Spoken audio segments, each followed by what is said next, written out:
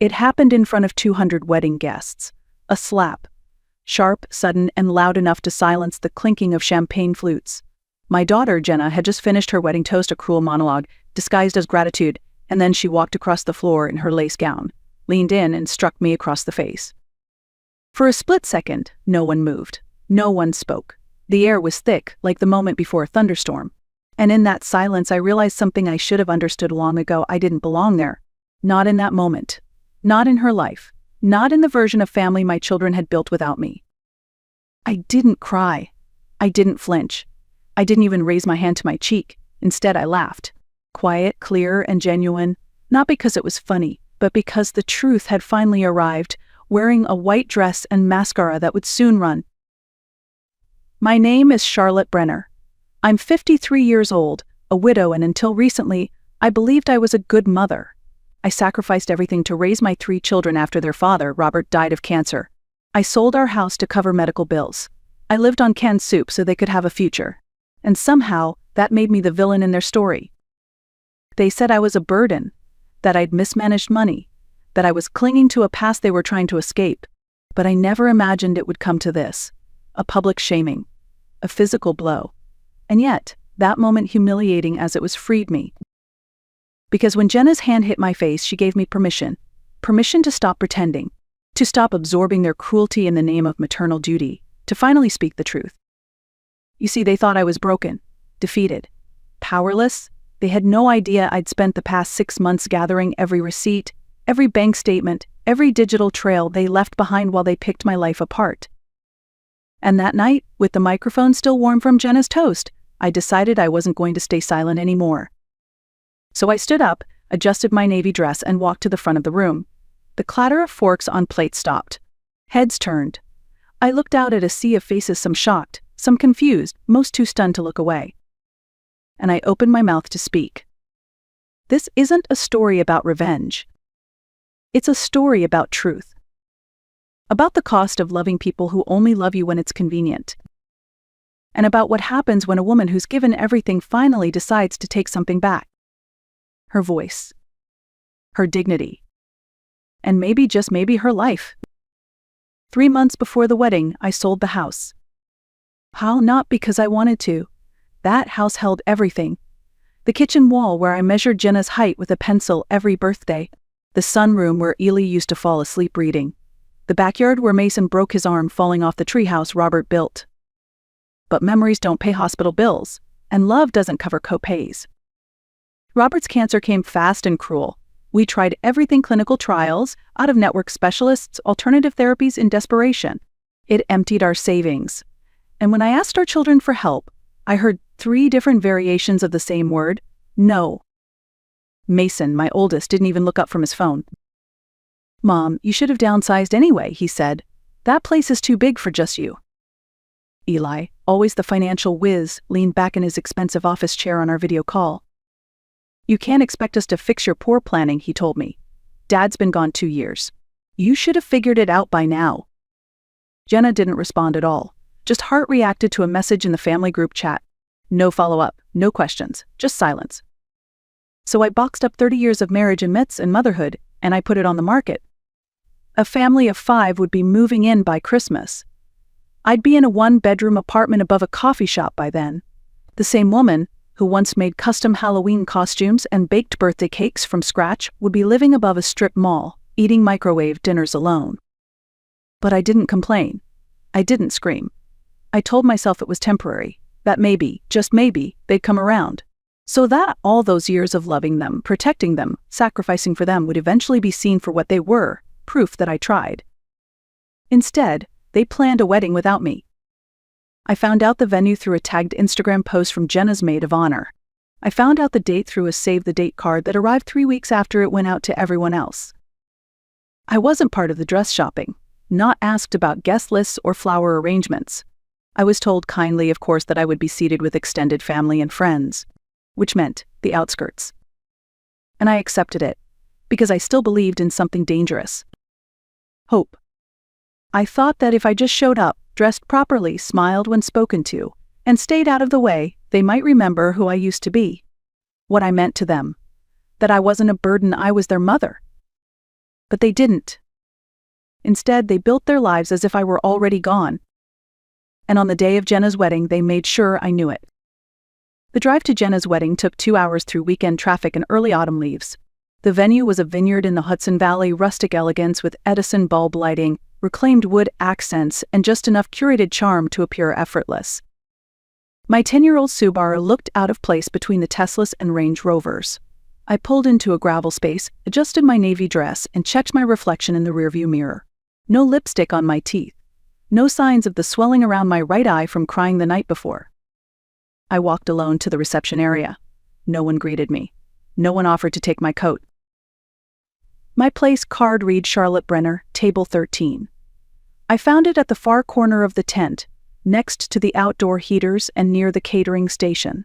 So the seats around me belonged to Jenna's yoga friends, college roommates, and their husbands, people who had known her for 5 minutes but called her soul sister.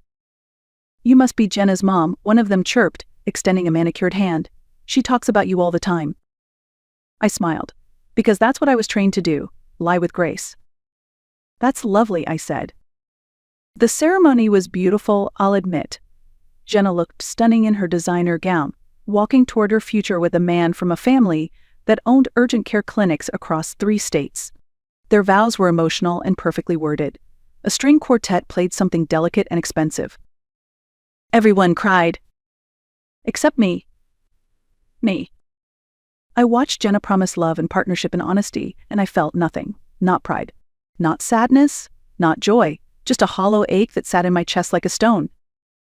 The cocktail hour was worse. Mason and Eli clustered at the bar, telling inflated stories to the groomsmen about business deals and stock wins. They didn't make eye contact with me, didn't ask how I was doing, where I was living, if I had eaten. I was there, but I wasn't. It felt like being at someone else's family reunion. Dinner was served, and I picked at the roasted chicken, unsure if anyone noticed I hadn't spoken in over an hour.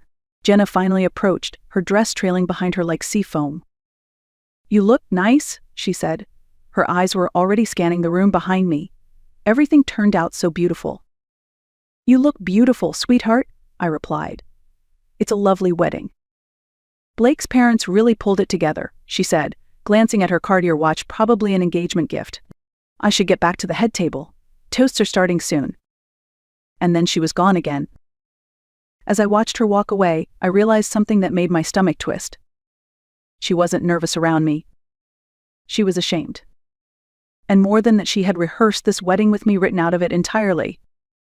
I was a background character in my own daughter's life. And that night, I was finally ready to stop playing the role. The toast began just after the main course. Blake's father stood first, warm, practiced, polished. He welcomed Jenna into their family like she was royalty, offering a version of fatherly affection I hadn't seen in years. Guests smiled, glasses clinked. The applause came easily. Then came the best man. A string of frat house stories and harmless embarrassment. More laughter, more clinking. And then Mason stood up. He spoke of Jenna's resilience, her authenticity, her fierce independence.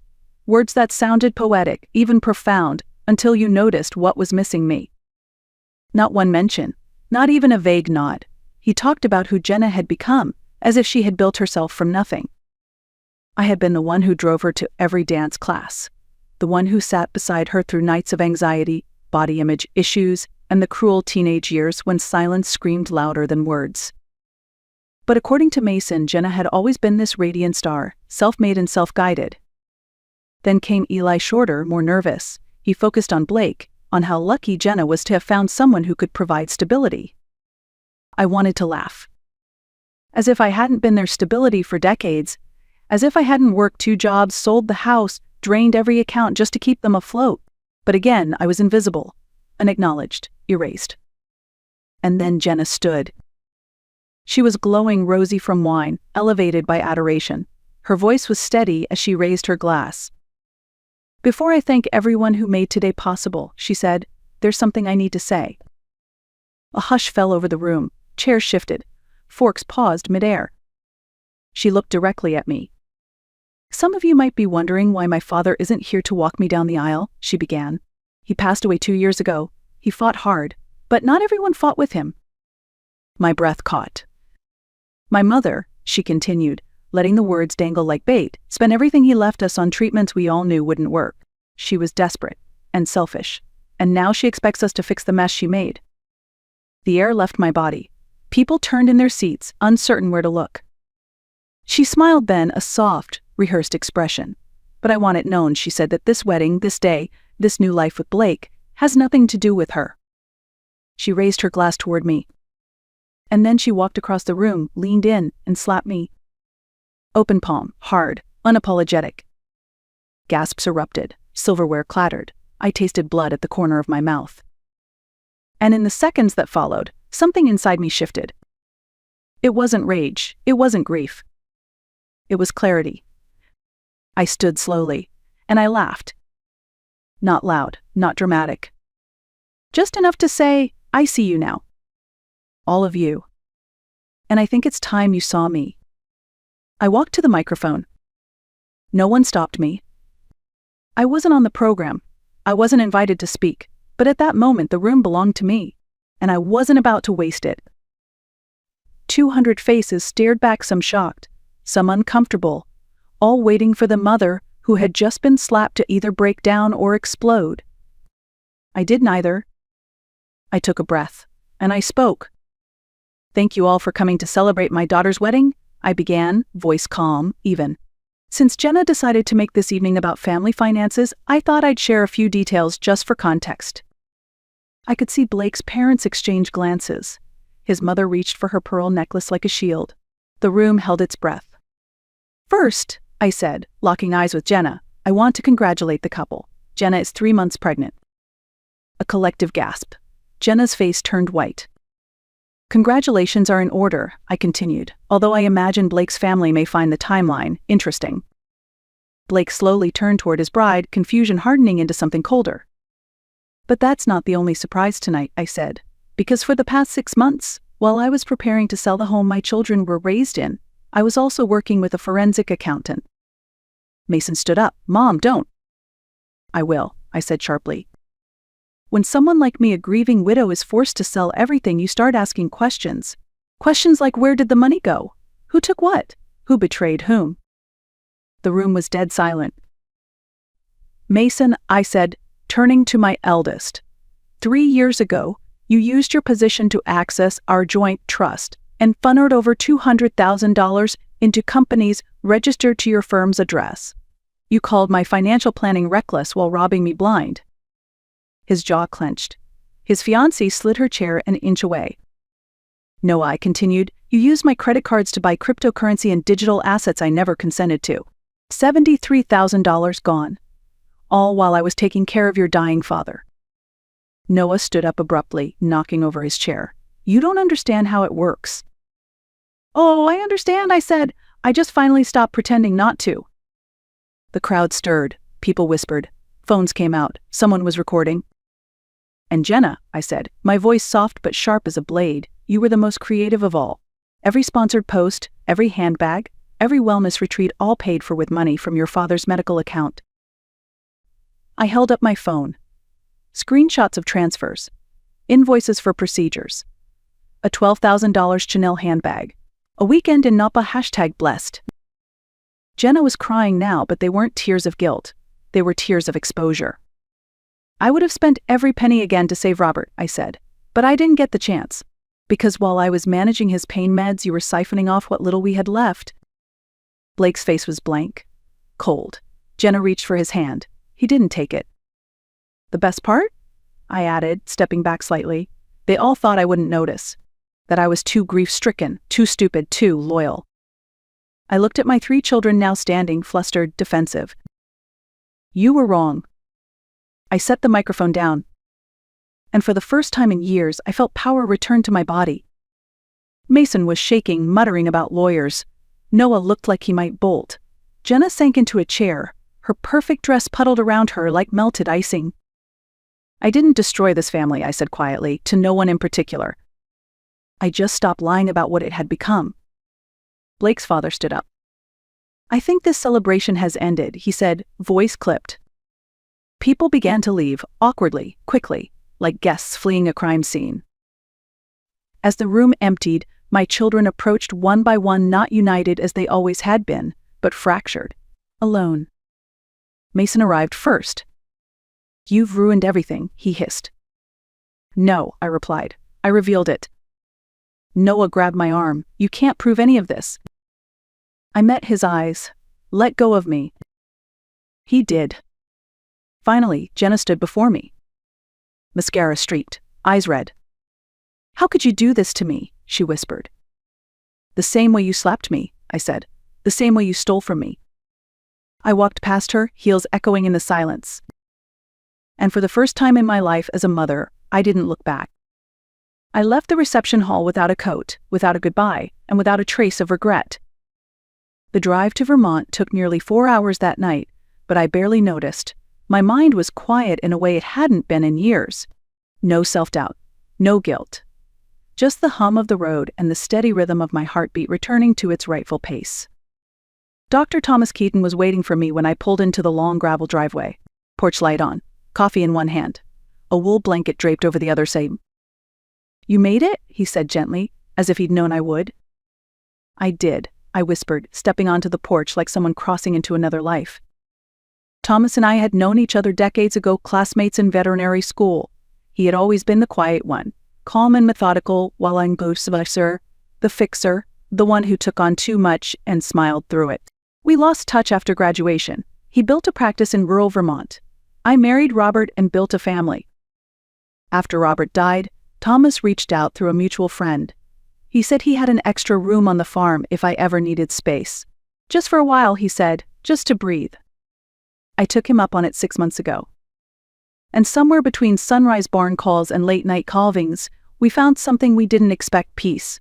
Not passion, not escape, just a rhythm that felt like it had always existed, waiting for us to step into it. That night, I sat with Thomas on the porch, cradling my coffee like armor.